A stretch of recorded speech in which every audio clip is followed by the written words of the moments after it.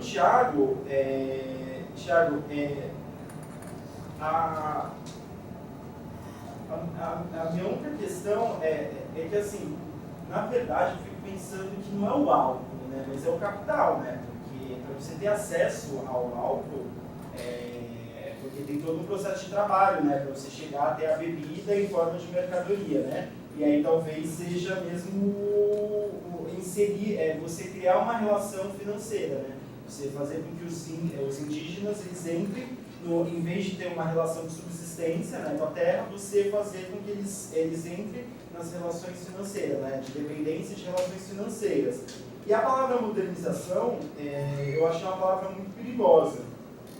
Não que eu discorde dela, que eu acho que ela eu acho que, pelo que a professora Ivone falou, ela é muito mais complexa do que isso, porque às vezes, se a gente pega a ideia de modernização isolada, parece que é uma coisa que vai se expandindo. O Barry Anderson ele tem um texto até que é o Modernidade e Revolução, e ele vai justamente fazer esse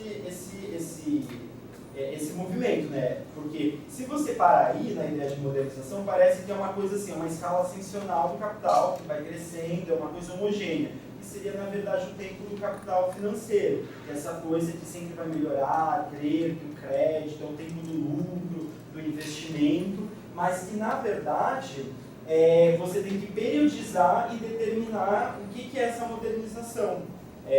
Porque ela tem momentos de inflexão, de declínio até de colapso, que, na minha opinião, é o que liga as três falas, né, até o final da fala da professora Ivone, né? E aí é mais esse comentário. E sobre a fala da professora Ivone, eu fiquei com uma dúvida. Desculpa, é que eu não conheço você. Ivone, não você. Eu queria entender se essa última frase que eu achei chocante, achei super legal, que é o Brasil já é o futuro e o futuro do mundo, essa impossibilidade de uma formação orgânica através do assalariamento e tal, até que ponto também isso daí tem a ver com o prognóstico que o Schwartz ele apresenta no Sequências Brasileiras via o Kurtz, que é o colapso da sociedade do trabalho, enfim, o colapso da sociedade do trabalho como um todo. Eu acho que tem a ver, aí queria que você comentasse mais. Tá certo, o Lindbergh fez perguntas que eu acho que Deixa eu fazer já que ele me chamou 3 vezes de professora, como professora eu teria um privilégiozinho de ir até a janela pintar? Ou alguém tem algum...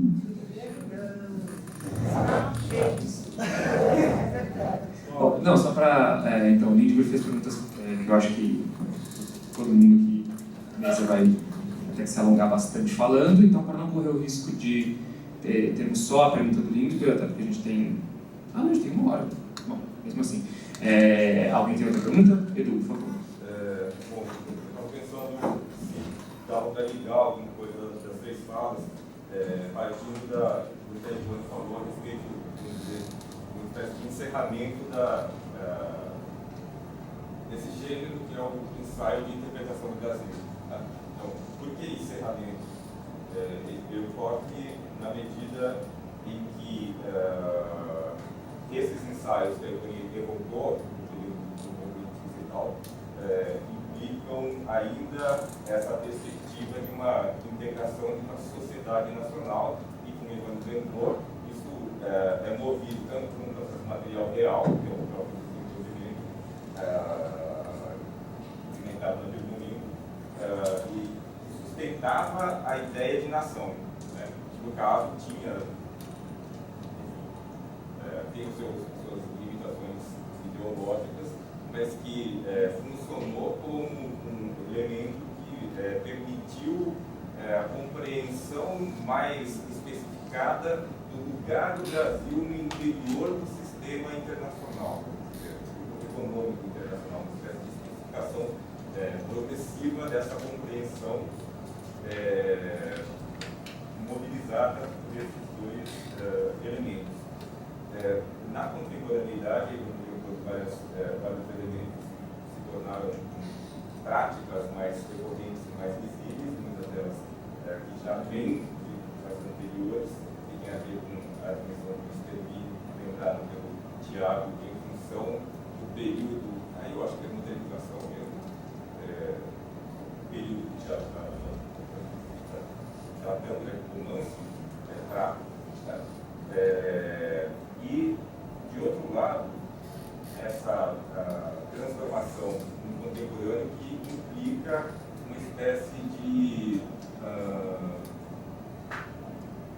aproximação das práticas dominantes hoje no Brasil em relação a certas práticas que predominam nos países centrais, de tal modo que, no caso brasileiro, claro que isso se sobrepõe às várias desigualdades já cristalizadas aqui. Isso vai levar, sim, a particularidades e tal.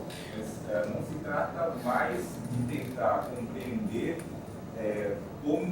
qual é o lugar, ou como o Brasil se posiciona no interior do sistema internacional, mas sim de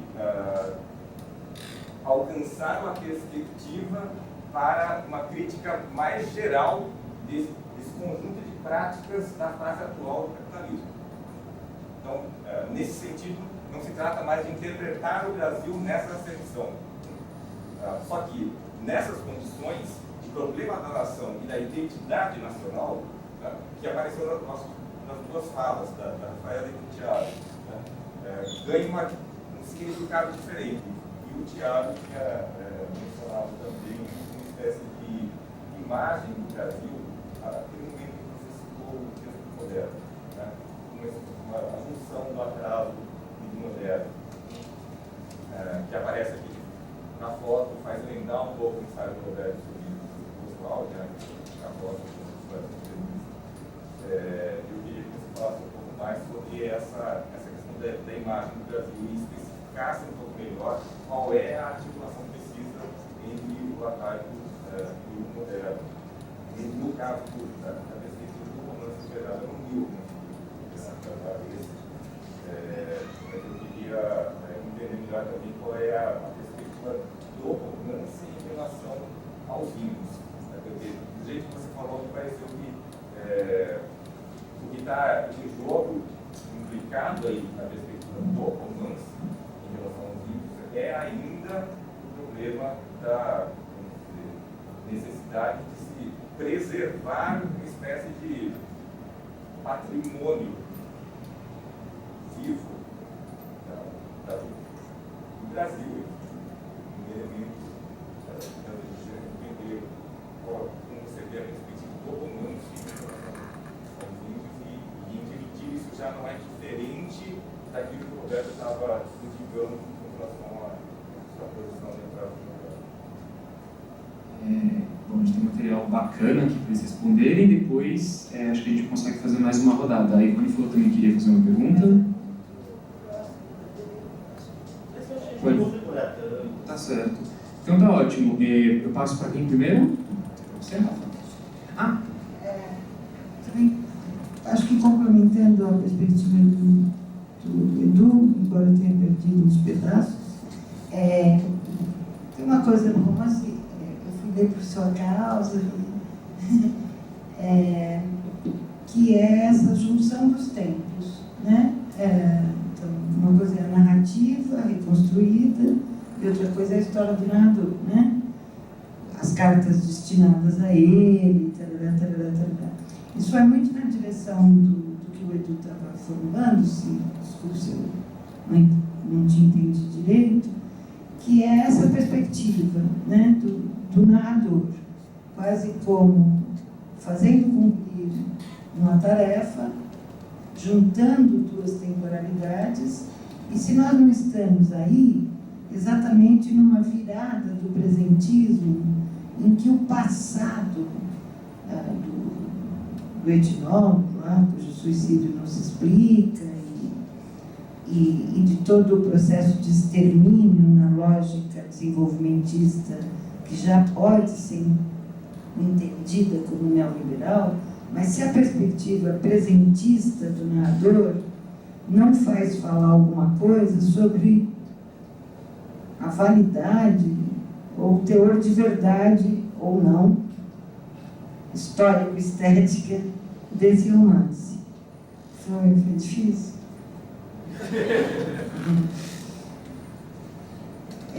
Como é que você entende a justaposição temporal no romance? Traduzindo em miudíssimos.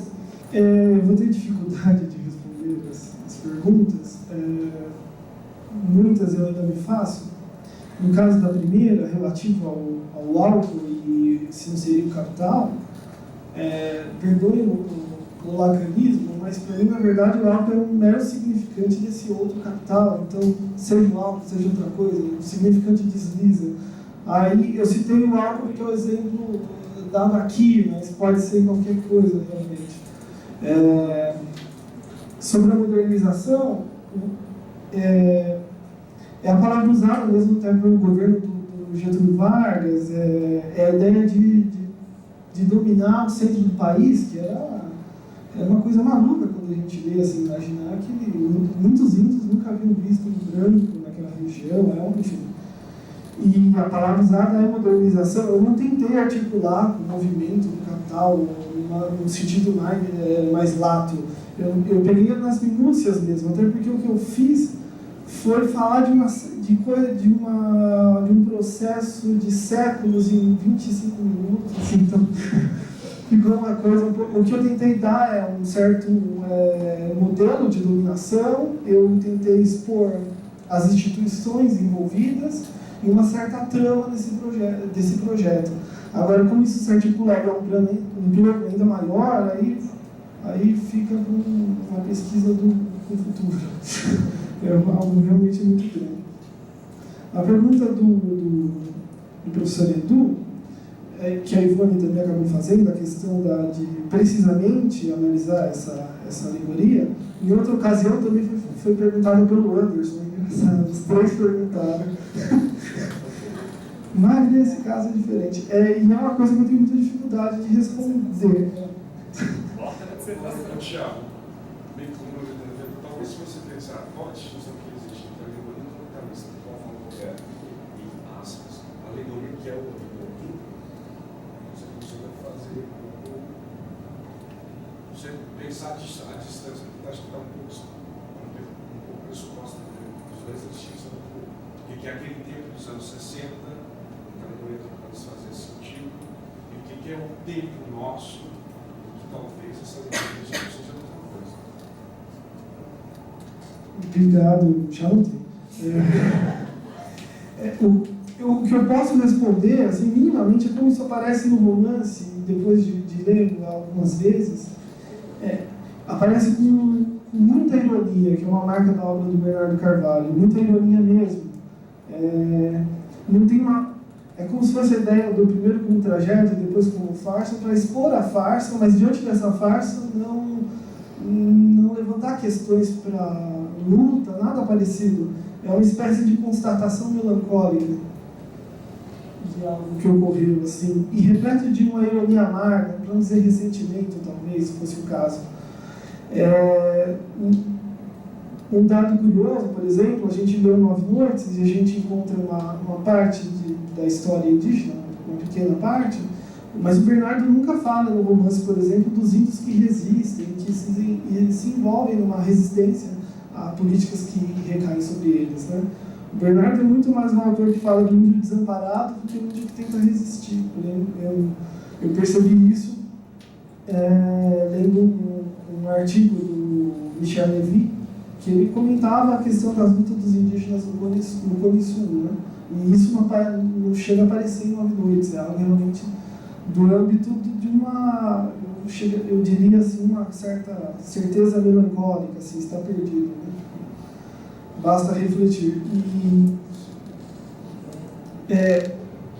Outra coisa, já entrando na pergunta da Ivone, essa união de temporalidades, uma coisa que eu também tenho dificuldade de responder, mas o que eu posso talvez dizer, ainda do ponto de vista do narrador, é que o passado para ele aparece como um amontoado de ruínas, assim, que necessariamente não construi nenhum tipo de totalidade, mas uma série de Um pouco no sentido, eu me arriscaria mesmo da ideia toda história da cultura é uma história da barbárie, mas não para que se pense em um tipo de luta, mas para que se saiba que há essas ruínas, há esse passado repleto de ruínas, e o que se pode fazer, isso lendo as crônicas do Bernardo, ele escreve com uma certa regularidade, ele tem um blog.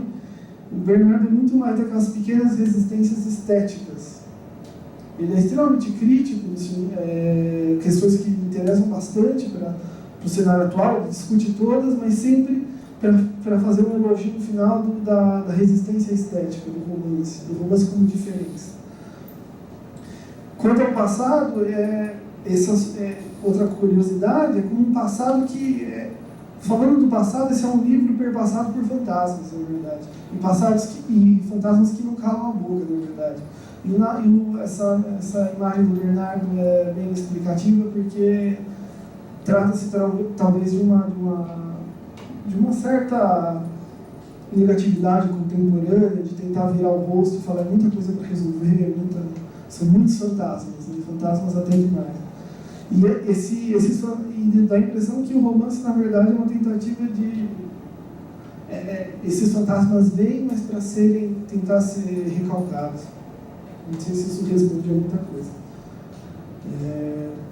Basicamente é isso que eu teria para falar. Assim, muitas coisas que eu ainda preciso pensar. Essa coisa dos tipos de alegoria, esse no caso é o meu fantasma, né?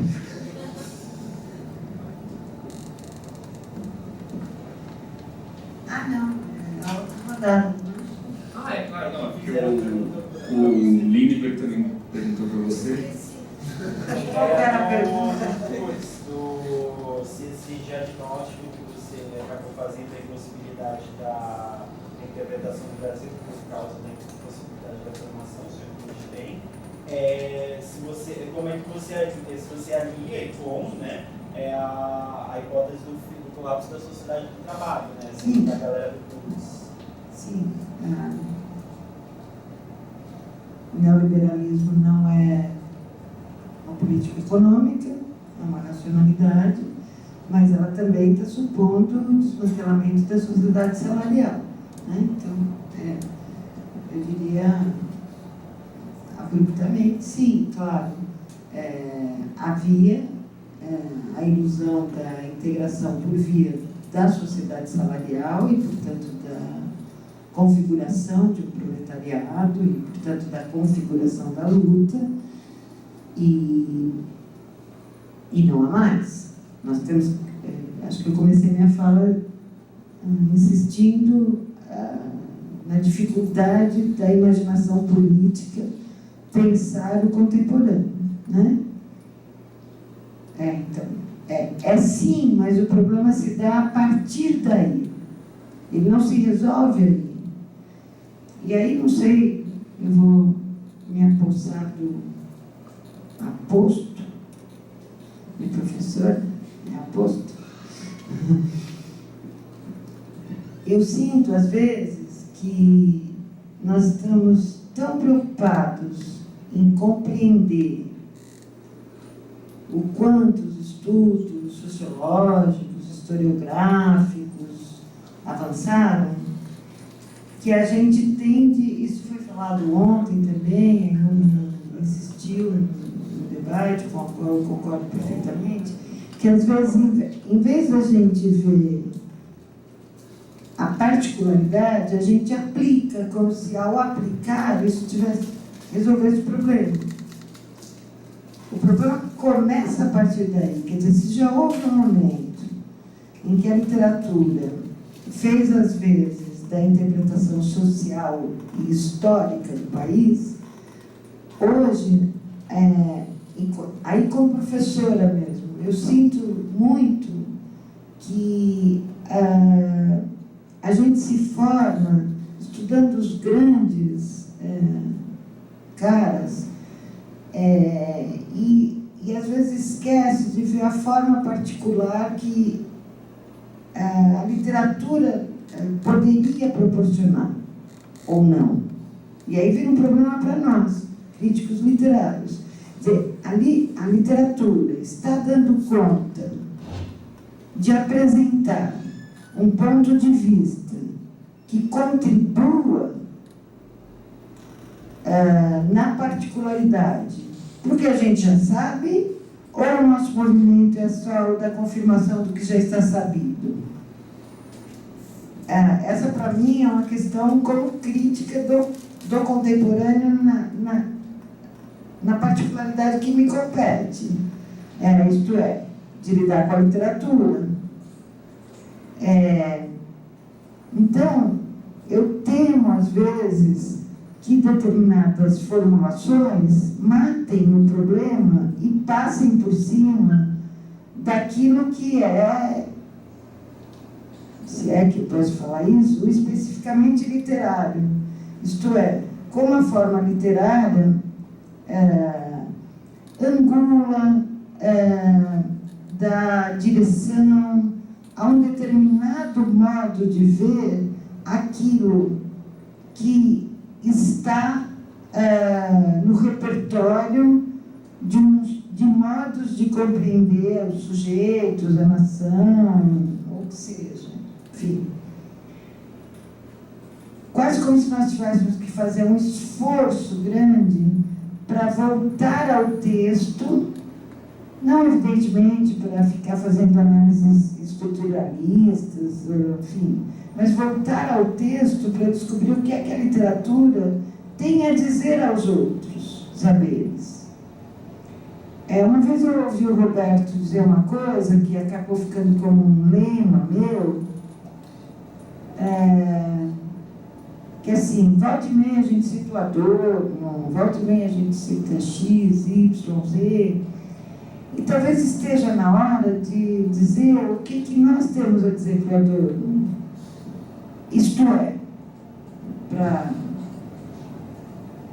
e não que eu tenha resolvido isso na minha atividade, né? Porque é óbvio que quando há uma acumulação grande de conhecimentos sociais, políticos, e parece que a bola da vez está nesses grandes estudos que tentam reinterpretar e revigorar o marxismo fora da tradição dogmática e mesmo fora do aplastramento que foi conferido à chamada Escola de Frankfurt, que é convocada para tudo, ele,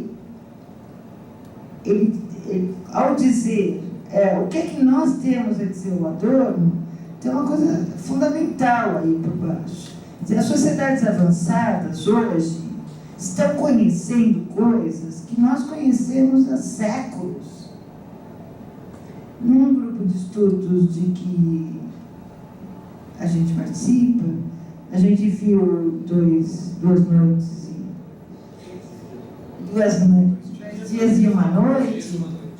Então, o desmantelamento da sociedade salarial lá em Liège, na Bélgica, que revela formas absolutamente contemporâneas da desolidarização social, é quase um conto de fadas para nós. É quase um conto de fadas. O que é que eu estou querendo dizer com essa falinha de professora? Ao colocar esses grandes problemas do sujeito monetário sem dinheiro, já definido pelo Kurtz, retomado pelo Roberto, ao tentar entender a racionalidade nova do mundo, que não é tão nova assim, enfim, vem desde pelo menos 30, se consolida em 89, enfim, fica claro, mas enfim, bem de antes. Será que não nos competiria fazer a velha lição do Roberto, isto é, achar a feição local destes problemas que são universais, para conquistar alguma universalidade, algum conhecimento novo?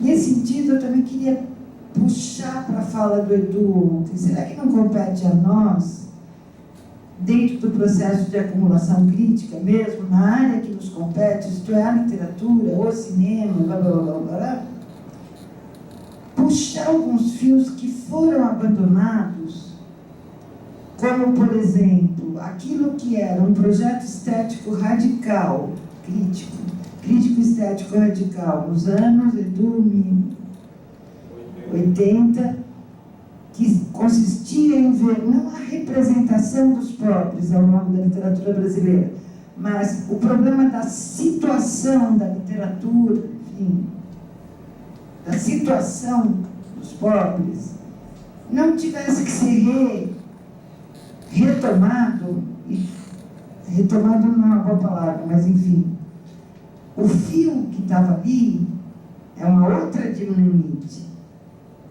É uma outra dinamite. Será que a gente não teria que repensar, retomar, ver que novidades há nessa literatura de agora, na feição local, pensando universalmente, problemas que nós já temos conceituado, isto é, que estudiosos já conceituaram, já acumularam conhecimento, e aí vê-lo na sua feição local, ou vê-lo especialmente na dificuldade ou na falta de poder de revelação da literatura para situar essas questões na sua feição local, e isso não seria sintoma de algo decisivo e novo, que ajudaria a entender, por exemplo, o recorte do Paulo Lins, que ajudaria a entender o que o Edu mencionou ontem, um projeto de fazer a história do operariado brasileiro, que se torna uma história da família e depois uma história de quê mesmo? Das identidades. Quer dizer, cheguei.